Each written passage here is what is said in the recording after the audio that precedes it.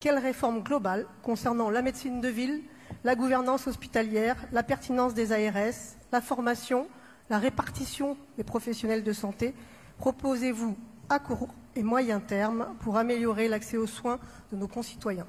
Je vous remercie. Merci Madame le maire.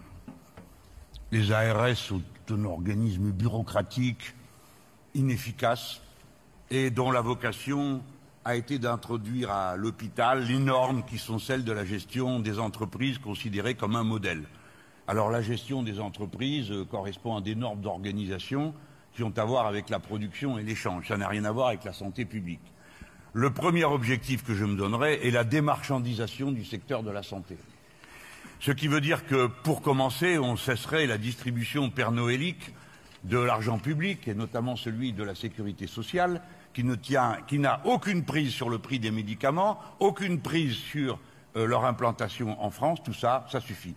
Donc il nous faut un pôle public du médicament, je le dis pour commencer, faire la première réserve intellectuelle avec le système actuel. Évidemment, à l'hôpital, terminer la T2A, c'est-à-dire la rémunération à l'acte, qui défigure l'exercice de la profession médicale, la bureaucratise, l'administrative à mort, et surtout la concentre sur une méthode qui consiste à regarder le patient, la personne qui a besoin de soins, comme plus que jamais une chose davantage qu'une personne humaine.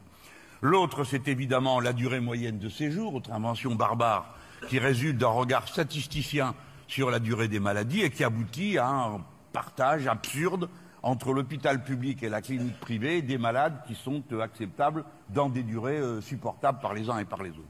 Tout ça est un tissu de sottises. Le meilleur système de santé du monde a été en quelques années réduit à la situation que vous connaissez, 17 000 fermetures de lits, 5 000 en pleine crise. Et d'ailleurs, certains étant à ce point hallucinés par les tâches qu'ils avaient à accomplir dans la période précédente, en pleine crise, on continue à dire « Ah ben oui, nous allons fermer des lits ici et là », avant de se faire un peu réprimander, mais il n'empêche que 5 700 lits ont été fermés en pleine crise. Alors, nous avons à faire face à partir de là. Premièrement, une tâche de réorganisation de l'hôpital public.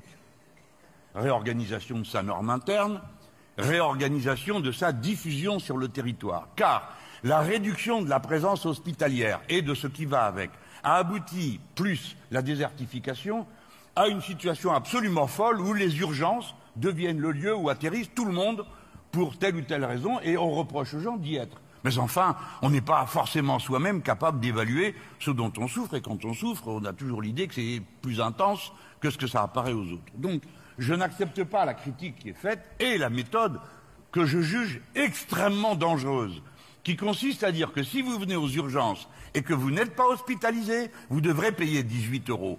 J'ai toujours pensé, dès que ça a été décidé, que c'était une bêtise immense que d'avoir décidé ça, parce que ça forme une forme de filtre d'accès aux soins. Je termine en vous disant comment faire face au désert médical.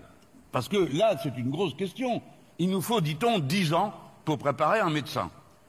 Nous sommes en état de pénurie. Ben d'abord, commençons par regarder qui a eu l'idée de cette brillante pénurie. C'était dans les années 70, le numerus clausus.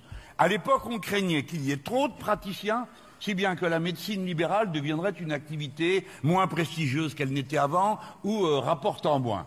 Et on a inventé le numerus clausus jusqu'au système actuel d'explosion, parce que nous avons été tétanisés et bloqués, avec des mécanismes très pervers de préparation à l'entrée en première année de médecine par des cours privés, qui est une machine à sélection sociale absolument insupportable à mes yeux, ayant eu à connaître de près plusieurs jeunes gens essayant d'entreprendre des études de médecine et ne pouvant le faire parce que la famille ne pouvait assumer les coûts, ou bien parce que le mécanisme était trop grossièrement une machine à filtrer socialement.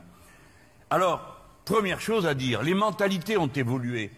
Donc, ne nous repérons pas, pardon, sur ceux que nous avons connus, notre bon docteur à nous, de telle ou telle génération, qu'on pouvait mobiliser la nuit, le jour, qui venait quand il fallait, hein. C'est fini tout ça. Les jeunes gens, d'abord, la profession s'est féminisée, donc elle s'est rationalisée. Les gens sont en demande de relations professionnelles normales.